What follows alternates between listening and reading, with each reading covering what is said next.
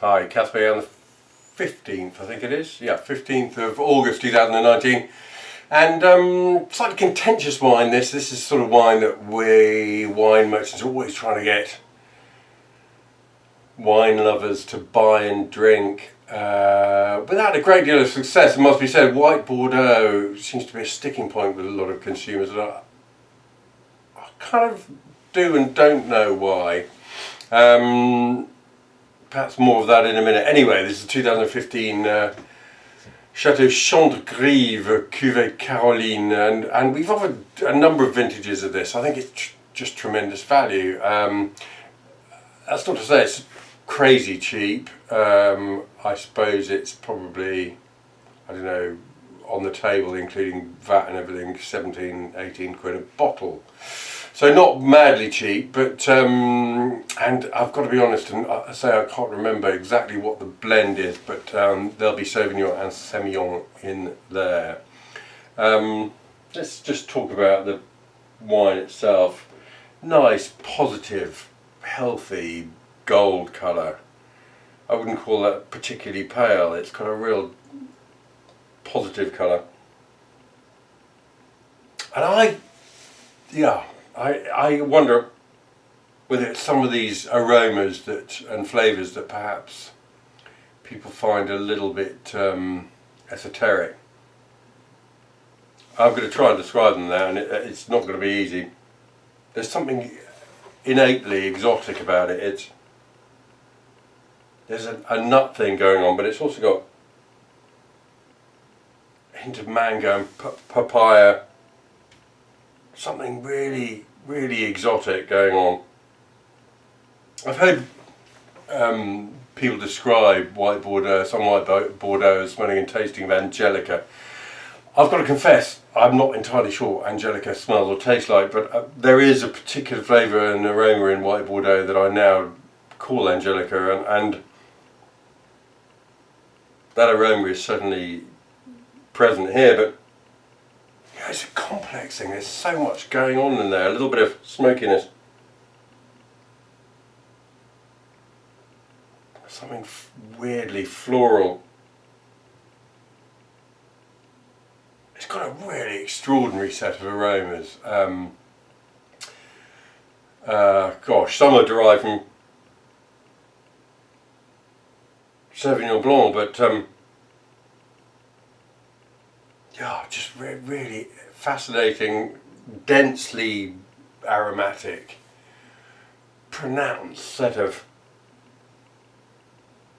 spice and peach, and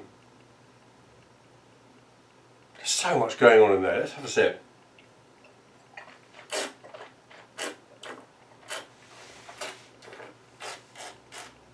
You know, when you smell it, you almost think this must be a sweet wine, because it's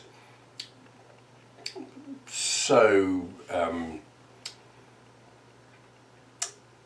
it's that exotic quality which makes you think it might be sweet, but it's not. It's dead dry, and in fact I think this is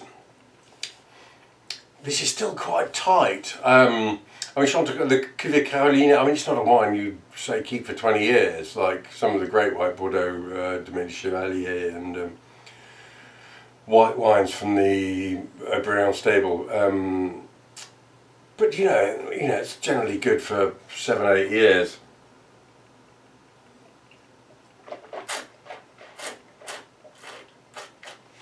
It's dry, and the palate exists more on this pithy, firm, earthy, citrus structure, a real sort of lemon peel, lemon oil acidity, and grip. You know, it grips really quite firmly. It becomes quite compact and thrusting,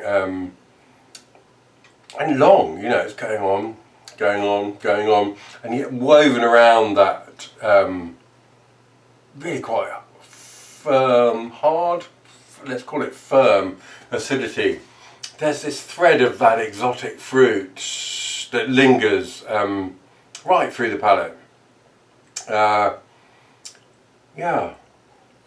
but it's just perhaps it's just too extraordinary, the set of flavours here for most wine drinkers. I suspect a lot of wine drinkers don't, you know, they want to drink what's familiar and what they know, and when it comes to flavours like this, and you know, white Rhone to a certain extent is the same. Such an extraordinary set of flavours and aromas that I suspect drinkers find it distracting, and you know, forces them to think about it a bit too much. Bit too much of a flavour, you know, a bit too much flavour, a bit too much aroma.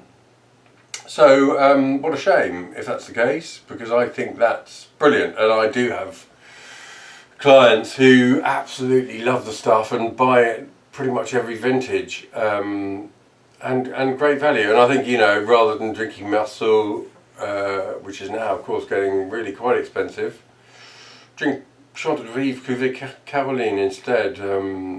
It's a lovely thing. There we are. Give it a try. That's been 2015 Château Chantegrive Blanc Cuvée Caroline, and a delicious mouthful it is.